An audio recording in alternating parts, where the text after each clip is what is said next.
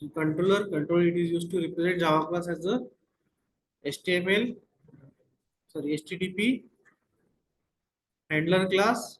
Service क्या है? It is used to represent Java class as a service which is used having business logic. Repository क्या है? It is used to represent class as a DAO layer, as a DAO class. Okay, DAO class which will having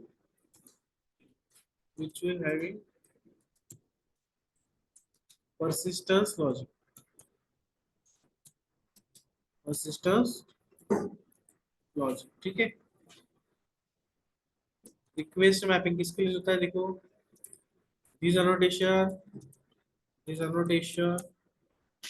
is used to represent method as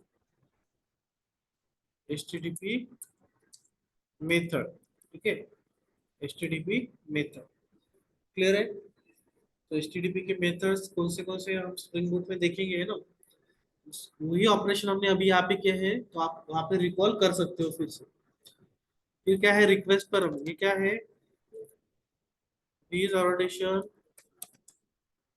is used to capture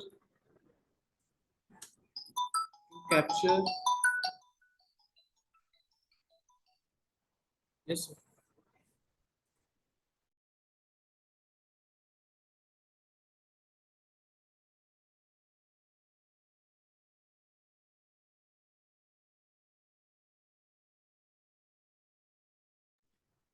this annotation is used to capture the data from URL present bind with query parameter, bind with query parameter, ठीक है। Clear है क्या? this annotation is used to capture the data from URL bind with query parameter। जैसे example के लिए देखो, एक यहाँ पे मैं URL लिखता हूँ local host colon 9090 slash log question marks, suppose roll number equals to 101 लिखा है ना। सो ये क्या है? Roll number equals to 101 query parameter, इसको क्या बोलेंगे? Query parameter. इसको कैप्चर करने के लिए कौन सा नोटेशन यूज होता है? रिक्वेस्ट पर। क्लियर है? ये क्या है? Model attribute. This annotation is used to capture form type data into our model class. इसमें कन्वर्ट होगा, मॉडल क्लास में कन्वर्ट करने के लिए आपका मॉडल एट्रीब्यूट यूज होता है। क्लियर है? सो ये सब अनोटेशन हमने देखे थे। अगर किसी का मिस होता है तो एप्लीकेशन पे वीडियो अवेलेबल है ना। किसी का नहीं हुआ है मतलब एब्सेंट है, तो एप्लीकेशन पे जाके आप चेकआउट कर लीजिए। हाँ, अभी क्या सीखना है हमें?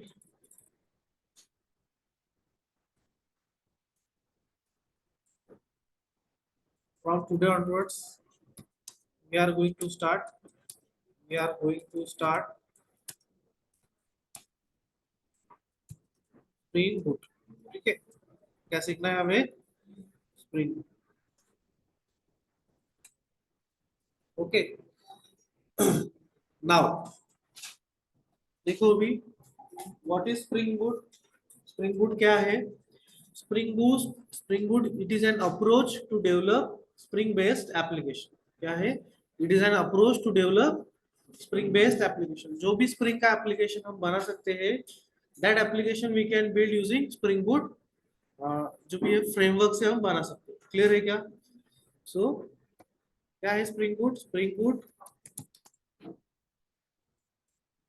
is one of the framework which is used to develop develop spring based application क्या है?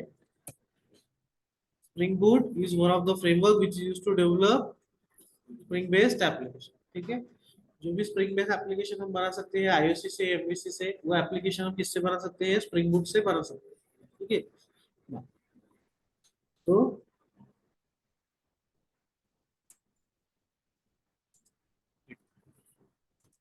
Spring boot is released Spring Boot first version क्या है? First version 1.xx released in 2017। कब रिलीज हुआ है? 2017 में रिलीज हुआ है स्प्रिंग बूट का first version. Okay, spring boot first version release इन 2017। और हमारा स्प्रिंग फ्रेमवर्क का वर्जन कब रिलीज हुआ है? 2003, है ना, 2003। जो कि ये लॉन्च कब हुआ है? 2004 में। ठीक है, स्प्रिंग फ्रेमवर्क का जो फर्स्ट वर्जन कब लॉन्च हुआ है? 2004 में। नाउ सो स्प्रिंग बूट का वर्जन कब रिलीज हुआ है? 2017। तो आप ऑब्जर्व करो कि दोनों में कितना डिफरेंस है ना। कि देखो कि स्प्रिंग के एप्लीकेशन पहले भी बन रहे थे लेकिन इतने पॉपुलर नहीं थे, है ना। स्प्रिंग जो है, स्प्रिंग टेक्नोलॉजी वो इतनी पॉपुलर कब से हुई? जब से आपका स्प्रिंग बूट मार्केट में आया, तभी जाके जावा में इतना डिमांड आया है।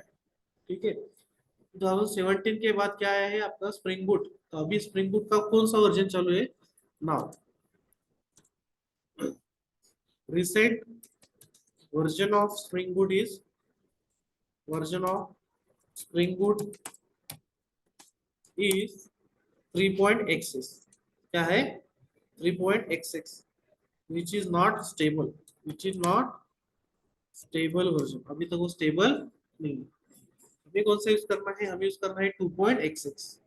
कौन सा वर्जन यूज करेंगे? 2.xx। क्लियर है क्या? Spring Boot is one of the framework which is used to develop Spring-based application. Spring Boot version, Spring Boot first version 1.xx released in 2017 और रिसेंट वर्जन जो है अभी रिलीज हुआ है, like March में release हुआ है। Okay, March 2023। So this is the basic information. Now अभी हम यहाँ पे स्प्रिंग बूट क्यों यूज करेंगे, है ना। So what is the advantages? What is the advantages of Spring Boot application? ठीक है,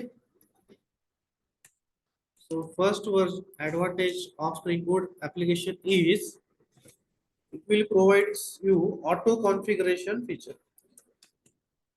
Okay, it will provide you auto configuration feature. Now what is auto configuration feature? That means that means all configuration all configuration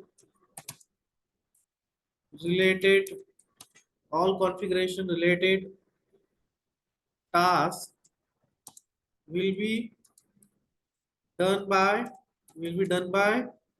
Spring Boot application. Spring Boot application. ठीक है, all configuration related मतलब आपको कोई भी configuration, maximum configuration जो है कौन बनाएगा? स्प्रिंग बूट बनाएगा। You don't need to write the configurations. That means जो हमारा स्प्रिंग बूट है it is completely Java based. Completely क्या है? Java based. No XML configurations are required in spring boot application. Okay, क्या है? Spring Boot application is completely Java based. No XML, no XML configuration required. इसलिए कोई भी आपको XML configuration लिखने की जरूरत नहीं। ठीक है, दूसरा जो फीचर है इसका वो है स्टार्टर फॉर्म्स। क्या है? Starter forms. ये सब जो एडवांटेज मैं यहाँ पे लिख रहा हूँ ये सब हम प्रैक्टिकली देखने वाले हैं ना। ऑटो कॉन्फ़िगरेशन क्या होता है, स्टार्टर फॉर्म्स क्या होता है, ठीक है। तो स्टार्टर फॉर्म्स आपको यहाँ पे प्रोवाइड किए गए हैं। Now what is starter form, कि आप जब प्रोजेक्ट बनाते हो, ठीक है, स्प्रिंग का जब प्रोजेक्ट बनाते हो उसी टाइम आप क्या करोगे, डिपेंडेंसी सिलेक्ट करने वाले, ठीक है। आपको कौन से टाइप का प्रोजेक्ट बनाना है ना, वेब एप्लीकेशन बनाना है, कोर एप्लीकेशन बनाना है, या फिर रिएक्टिव एप्लीकेशन बनाना है, ठीक है। सो हम प्रोजेक्ट बनाते टाइम ही क्या कर सकते हैं, डिसाइड करेंगे और उस टाइप के स्टार्टर फॉर्म उसमें ऐड कर देंगे। सो हमें वहां पे माविन जो है माविन रिपोजिटरी पे जाके डिपेंडेंसी सिलेक्ट नहीं करने की जरूरत। आपको यहाँ पे क्या किया है, स्टार्टर फॉर्म दिए गए हैं, ठीक है। और वो क्या करेगा, उस स्टार्टर फॉर्म के लगने वाले जो भी सब डिपेंडेंसीज को है डाउनलोड कर देगा, सब जार्स को क्या कर देगा, डाउनलोड कर देगा। मतलब एक डिपेंडेंसी लिखोगे उसके बदले आपको 10 डिपेंडेंसी लिखने की जरूरत नहीं है, उसके लिए जो जो लगने वाला है ऑटोमेटिकली क्या कर देगा, डाउनलोड कर देगा। क्लियर है क्या। सो स्टार्टर फॉर्म आपको यहाँ पे दिया गया है। अगर आपको डेटाबेस यूज करना है तो स्टार्टर फॉर्म, अगर आपको वेब एप्लीकेशन यूज करना है तो स्टार्टर फॉर्म है ना, रिएक्टिव एप्लीकेशन बनाना है स्टार्टर फॉर्म। सो स्टार्टर फॉर्म क्या है, starter form, starter form will use, starter form will use to manage sub dependencies, sub dependencies in application, sub dependencies in application, okay। और क्या है, we have to, we can specify, we can specify which type of project we are going to, we are going to create। Clear है क्या, हमें किस type का project बनाना है हम किससे डिफाइन करेंगे, स्टार्टर फॉर्म से डिफाइन करेंगे, ठीक है। नाउ थर्ड इसका एडवांटेजेस है, डिपेंडेंसी वर्जन मैनेजमेंट। क्या है, डिपेंडेंसी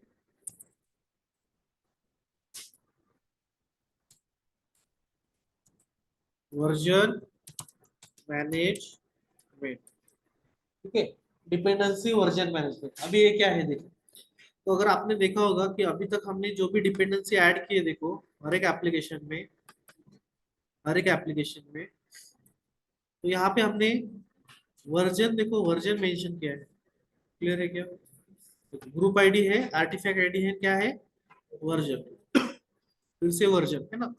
तो यहाँ पे जो चीज है देखो, यहाँ पे you don't need to specify the version of dependency, okay. It will automatically detect which is compatible version of that particular dependency, जो भी कंपेटिबल रहेगा उसको ऑटोमेटिक डिटेक्ट करके डाउनलोड करके देगा। सो डिपेंडेंसी वर्जन मैनेजमेंट है ना। सो क्या है, spring boot will auto detect, spring boot, spring boot will auto detect, input will auto detect version of dependencies। Clear है, input will auto detect version of dependencies। so we don't need to, we don't need to specify, we don't need to specify version for dependencies। Clear है। तो auto configuration हो गया, starter form हो गया, dependency version हो गया, okay. 4 number, embedded, embedded server. क्या है इसमें, embedded server. Now what is embedded server, embedded server means कि आप अगर वेब एप्लीकेशन बनाते हो, ठीक है, वेब एप्लीकेशन बनाते हो तो आपको सर्वर अलग से कॉन्फ़िगर करने की जरूरत नहीं है। इसमें प्रोजेक्ट बनने के साथ ही आपको क्या मिलता है, सर्वर कॉन्फ़िगर मिलता है, सर्वर कॉन्फ़िगर करके मिलता है। क्लियर है क्या, मींस अभी आप देखो, अभी हम प्रोजेक्ट रन करते तो कैसे रन करते, run, run as, run on server बोलते हैं। क्या बोलते हैं? Run on server. और हम यहाँ पे क्या करते हैं फिर? सर्वर कॉन्फ़िगर करते हैं किसको? हमारे प्रोजेक्ट को। और फिर जाके हम हमारा प्रोजेक्ट उस सर्वर पे रन करते हैं। लेकिन स्प्रिंग बूट में क्या होता है? स्प्रिंग इज कम्प्लीटली, उसमें क्या है, एम्बेडेड टॉमकैट सर्वर आता है कि जब आप प्रोजेक्ट बनाओगे तो उसमें ही टॉमकैट सर्वर इंस्टॉल होके मिलता है। तो अगर वेब एप्लीकेशन भी है स्प्रिंग बूट का, तो आपको डायरेक्ट जैसे हम मेन मेथड रन करते हैं वैसे ही आपको रन करना है। मेन मेथड को राइट क्लिक करो, रन एज जावा एप्लीकेशन बोल दो, रन हो जाएगी। क्लियर है क्या? तो उसमें क्या है? एम्बेडेड टॉमकैट सर्वर, हमें प्रोजेक्ट को सर्वर पे डालने की जरूरत नहीं, उसमें सर्वर कॉन्फ़िगर रहता है ऑलरेडी। क्लियर है? सो ऑटोमेटिकली क्या हो जाएगा, आपका प्रोजेक्ट जो है सर्वर पे डिप्लॉय हो जाएगा। Okay. So whenever, okay, spring boot having, spring boot will have, spring boot will have uh, embedded, embedded tomcat server by default. ठीक है? क्या रहेगा बाय डिफॉल्ट? कौन सा सर्वर से सर्वर है? Embedded Tomcat server. We can run, we can run web application, web application like core java application, like core application। ठीक है? core application। क्लियर है क्या? कोर एप्लीकेशन मतलब स्टैंड अलोन एप्लीकेशन जो कंसोल पे run होता है, राइट? सो दैट उस टाइप से हम क्या कर सकते हैं, उसको रन कर सकते हैं। We can write, we can run web application like core application. किसकी वजह से? एम्बेडेड सर्वर की वजह से, अगर आप वेब एप्लीकेशन बनाते हो तो। ठीक है? नाउ एम्बेड टॉमकैट होने के बाद यहाँ पे है एक्चुएटर्स। और क्या है? Actuators. Okay. Now what is actuators? Actuator will manage, will maintain,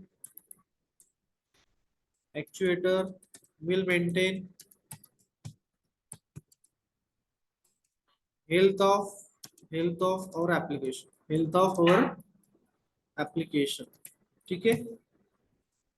अभी क्या है कि देखो कि अगर हमारा वेब एप्लीकेशन है, ठीक है, उस एप्लीकेशन को कितने रिक्वेस्ट आ रहे हैं, कितने रिस्पॉन्स वहां से जा रहे हैं, हमारा एप्लीकेशन कितने टाइम तक स्टार्ट है, कितने टाइम तक हमारा एप्लीकेशन डाउन था, ये सब हमें ट्रैक रखना चाहिए, राइट? उसके हेल्प से ही हम क्या कर सकते हैं, हमारे एप्लीकेशन में जो भी मेंटेनेंस का काम है वो हम कर सकते हैं। क्लियर है क्या? अब देखो मैं आपको दिखा तो व्हाट इज एक्चुएटर।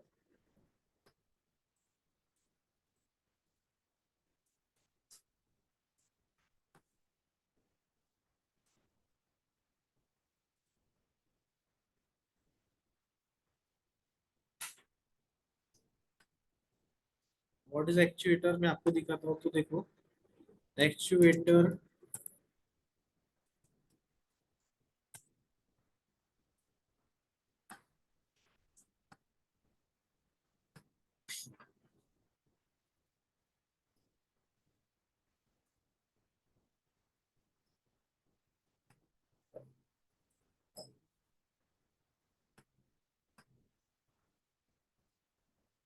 अगर आप यहाँ पे देख सकते हो तो देखो ये जो आपको दिख रहा है स्लैश हेलो। ठीक है? स्लैश हेलो क्या है? Slash hello is the end point. क्या है? And point. जैसे आपका एक्शन, आपके एंड पॉइंट है ना आपके एप्लीकेशन में, एमवीसी में लॉग एक्शन था, लॉग पेज था, रेक पेज था, ये क्या है? आपके एंड पॉइंट्स है आपके एप्लीकेशन के। तो यहाँ पे देखो, यहाँ पे क्या है? हेलो, हेलो पे कितने बार रिक्वेस्ट आए हैं? रिक्वेस्ट है ना, टोटल रिक्वेस्ट यहाँ पे दिख रहा है आपको 5.80 के रिक्वेस्ट आया है ना। ऑब्जर्वेबिलिटी, इस पे कितना रिक्वेस्ट आया है? 5.25 के रिक्वेस्ट आया है, राइट?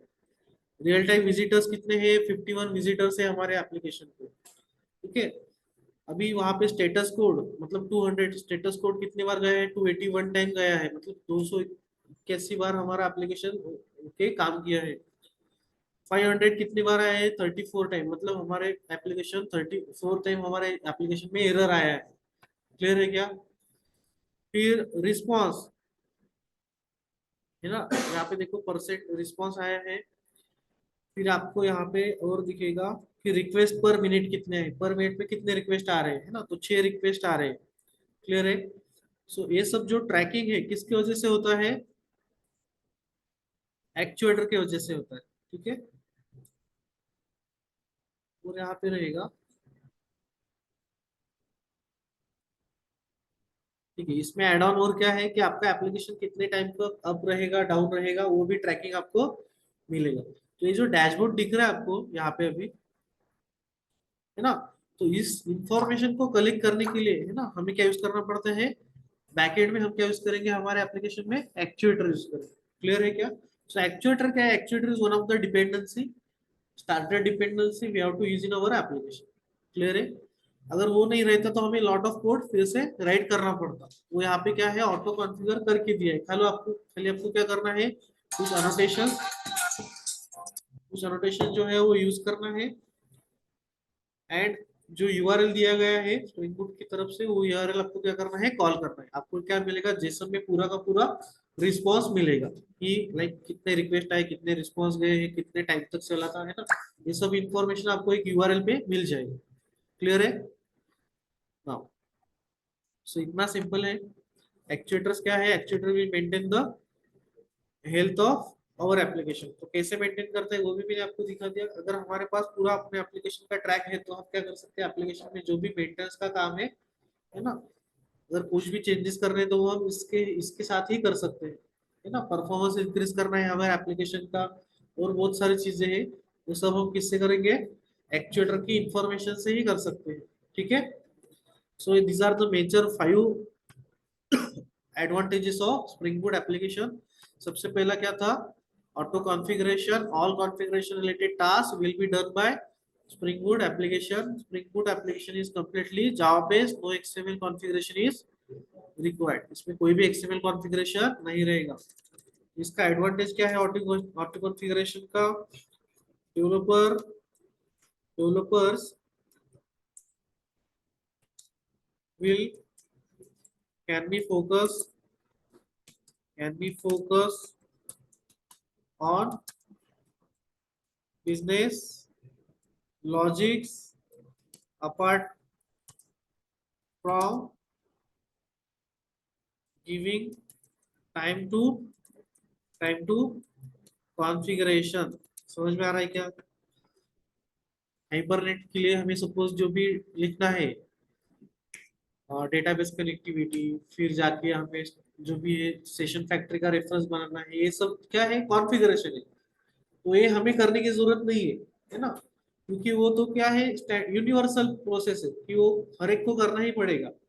तो ऐसे अगर चीजें हैं तो कौन करेगा, स्प्रिंग बूट एप्लीकेशन करेगा। समझ में आ रहा है क्या? जो हमारे हर एक नियर अबाउट हर एक प्रोजेक्ट में आपको डेटाबेस से कनेक्ट करना है ना, तो ये जो काम है क्या है, यूनिवर्सल काम है। इसलिए वो स्प्रिंग बूट क्या करेगा, ऑटोमेटिकली आपको करके देगा। आपको खाली कुछ इनपुट्स देने हैं कि आपको कौन सा डेटाबेस यूज करना है, कौन सा यूआरएल है, कौन सा पासवर्ड है, और वो भी सिंपल, जैसे हमने अभी प्रॉपर्टीज फाइल में काम किया था देखो, वैसे ही करना है। बाकी वो क्या करेगा, ऑटोमेटिकली आपको जो भी है कनेक्शन करवा के देगा। क्लियर है?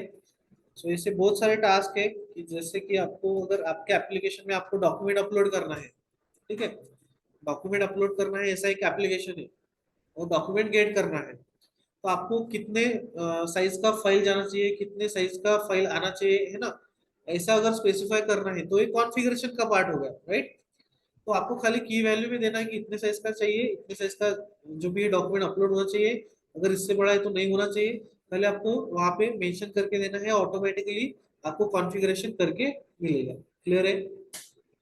नाउ आपका, अगर हमने एमवीसी एप्लीकेशन देखा अभी कि लाइक हमारे जो व्यू रिटर्न कर रहे हो, यहाँ से प्रीफिक्स और सफिक्स क्या होना चाहिए, तो आपको खाली प्रॉपर्टीज फाइल में राइट कर देना है dot JSP is a suffix and dot slash view is a prefix, है ना। तो आपको बाकी इंटरनल रिसोर्सेज व्यू रिजल्ट और विजुअल आपको कुछ भी बनाने की जरूरत नहीं है, खुद बना के आपको क्रिएट करके देंगे। क्लियर है क्या? सो ये ऑटो कॉन्फ़िगरेशन का एडवांटेज है। फिर क्या है, स्टार्टर फॉर्म। स्टार्टर फॉर्म क्या है, starter form will use to manage the सब dependencies in application. We can specify, सबसे इंपॉर्टेंट है ना, we can specify which type of project we are going to create, कौन से टाइप का application बना रहे हैं, like core application, web application, reactive, है ना, बहुत सारे टाइप के एप्लीकेशन रहते हैं, डेटाबेस एप्लीकेशन। ओके, सो ये हम किससे स्पेसिफाई करेंगे, स्टार्टर फॉर्म से। डिपेंडेंसी वर्जन मैनेजमेंट, ठीक है। सो डिपेंडेंसी वर्जन मैनेजमेंट में क्या है कि spring boot will auto detect version of dependencies. We don't need to specify version for dependencies. Clear है। Embedded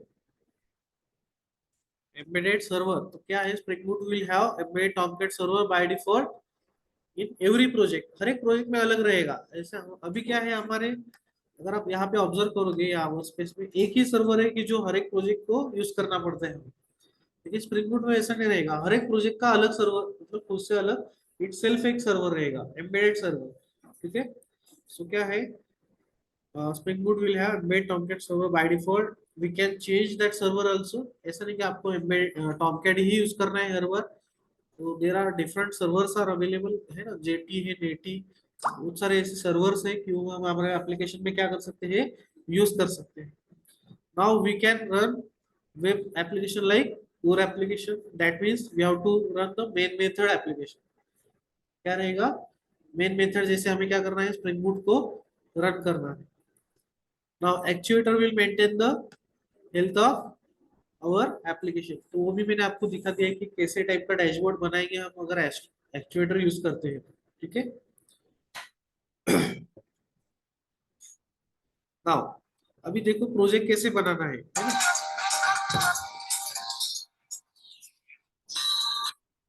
hello.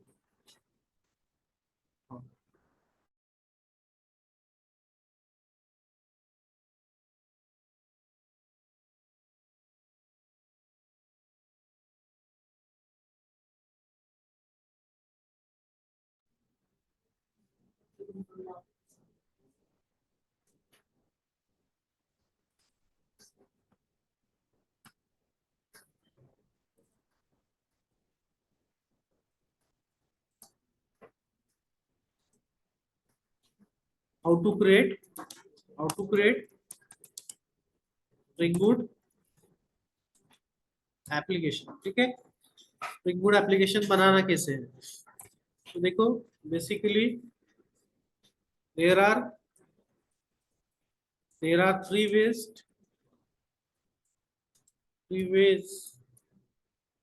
to create Spring Boot application. Spring Boot application.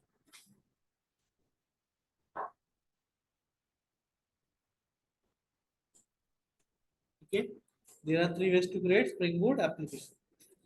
So देखो first जो है, first is a Spring initializer initializer website. Spring initializer website. दूसरा जो है starter project. क्या है, starter project. तीसरा जो है स्प्रिंग CLI। क्या है, स्प्रिंग CLI।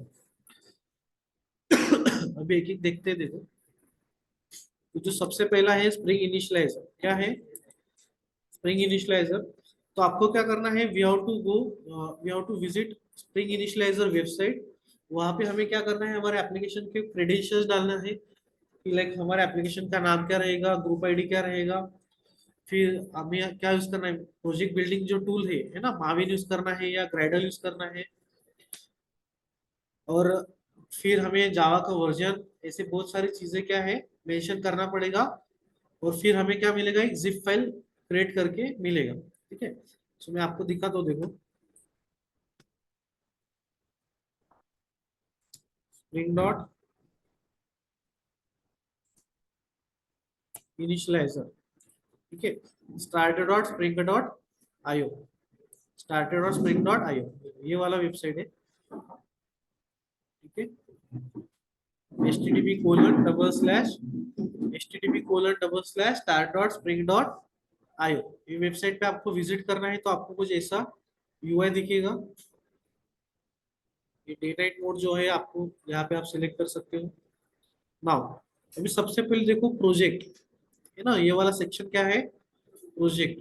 तो आपको क्या यूज करना है, लाइक ग्राइडल यूज करना है या फिर माविन यूज करना है, ठीक है। So we are familiar with Maven, so मैं यहाँ पे सिलेक्ट करूंगा माविन प्रोजेक्ट, मतलब मेरा प्रोजेक्ट बिल्डिंग टूल क्या रहेगा अभी, माविन रहेगा। लैंग्वेजेस जो है स्प्रिंग 3 लैंग्वेजेस को सपोर्ट करता है, जावा, कोटलिन है, रूबी। तो हमें क्या करना है, जावा यूज करना है नाउ। अब यहाँ पे देखो प्रोजेक्ट के वर्जन है ना, 3.1.0 स्नैपशॉट, फिर क्या है 3.1.0 RC2, M2 स्नैपशॉट, और ये भी स्नैपशॉट। तो जो भी स्नैपशॉट है मतलब these are the under development, क्या है, these are the under development, की वो स्टेबल वर्जन है ही नहीं। आपको क्या करना है, नॉर्मल वर्जन देखो, इवन 2.7.12 इज ऑल्सो स्नैपशॉट, वो भी क्या है, स्नैपशॉट, है ना। अगर मैं यहाँ पे दिखाता हूँ आपको,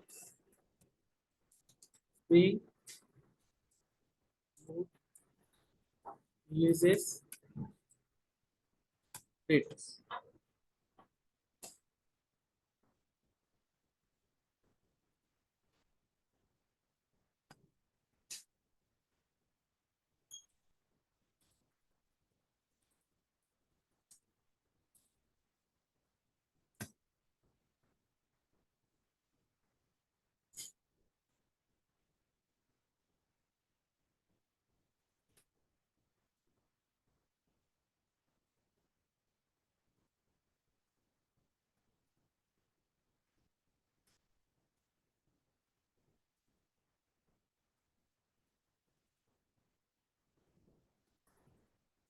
ओके, स्प्रिंग टूल।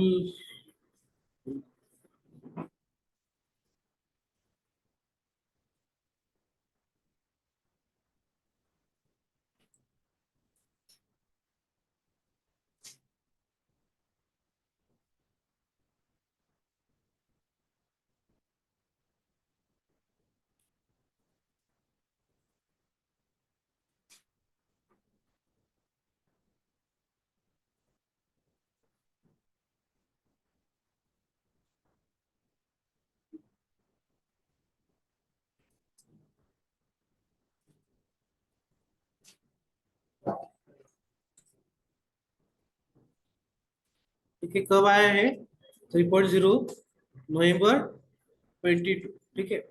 लेकिन एक्चुअल वर्जन जो पब्लिकली अवेलेबल हुए हैं वो मार्च में अवेलेबल हुए, ठीक है, अभी मार्च में अवेलेबल हुए, पहले नहीं था। क्लियर है क्या। सो नवंबर 22 में हुआ है 3.0 वर्जन, लेकिन अभी भी ये क्या नहीं है, स्टेबल नहीं है, स्नैपशॉट में अंडर डेवलप। क्लियर है। सो जो इस वेबसाइट पे आ रहा है ना, कब से आएगा, मार्च से आया है, राइट। सो अभी देखो यहाँ पे हम क्या सिलेक्ट करेंगे, 2.7.11। तो मैंने प्रोजेक्ट सिलेक्ट कर दिया मावेन, लैंग्वेज सिलेक्ट कर दिया जावा, एंड स्प्रिंग बूट का वर्जन जो है सिलेक्ट कर दिया 2.7.11।